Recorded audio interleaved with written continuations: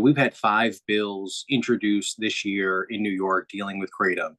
We have our bill, the KCPA, which we've made amendments to, and we have good language now. We have two age restriction bills that were introduced.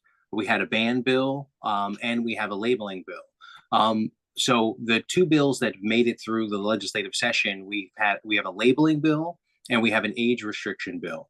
And so the way in New York State, we have the opportunity that once it passes the legislature, it passes through the Assembly and the Senate, we have this ability called a chapter amendment. And so basically, that is instead of the governor vetoing a bill, if they can make an agreement, it's basically a handshake agreement between the legislative leaders of both chambers and the governor. And typically, that's the sponsors of the bills, and they agree to amendment language. The governor signs the bill, and then they enact it in the beginning of the next legislative session. So basically, what we have the opportunity to do is to make these bills palatable, and make them better than they are currently right now, the language that they currently have. So first, the age restriction bill, all that is that you have to be 21 to purchase kratom. And then they have attached to that bill a study that would be done by the Department of Health.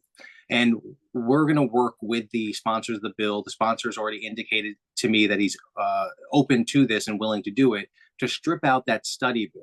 And the reason why is because, unfortunately, what that would do is just allow a lot of this to be kicking the can down the road. That they say, oh, we're going to study it so we don't have to do our comprehensive KCPA bill. And that would be problematic. Not life altering or not a ban situation, but something that obviously would slow our progress in regulating kratom. The other bill is a labeling bill. And unfortunately, this bill got through the legislature, and the lawmakers that sponsored the bill just do not have that understanding of kratom and the problem of 7-hydroxymetrogenine. And not being able to differentiate between the two, this bill, if passed as currently written, we believe would exacerbate the situation, because it would give cover to 7-OH to say that it's a kratom product. There's just certain warnings that have to be put on the product, but that's basically it. So we're very hopeful that we're going to be able to take much of the language that's already pending in our kratom consumer protection bill and substitute that into the language for the labeling requirement. With those simple changes, we are on our way to having a much better environment for kratom. Not exactly to the place where we want to be with the KCPA language, but we're on the way. One of the the glass half full way to look at this is that the flurry of activity we have is good in some regards, that lawmakers are paying attention to something that we've been talking about and trying to get them to make a priority for a long time.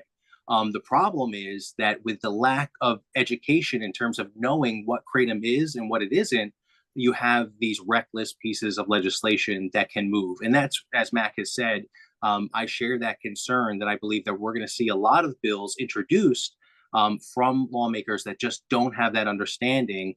And that's why their first act will be a ban bill. Many times when those bans bills go in, it's lawmakers just doing a knee-jerk reaction, not knowing what to do. So they put that bill in. And I know Mac and I have had experience of working with lawmakers that have done that to convert them to be champions for the KCPA and regulating kratom. But that's something that we're going to have to work on all together, is educating lawmakers as best as we can about the dangers of not regulating kratom, allowing it to be synthesized products, and leveling the levels of 7-hydroxymetrogenine. So it's very problematic.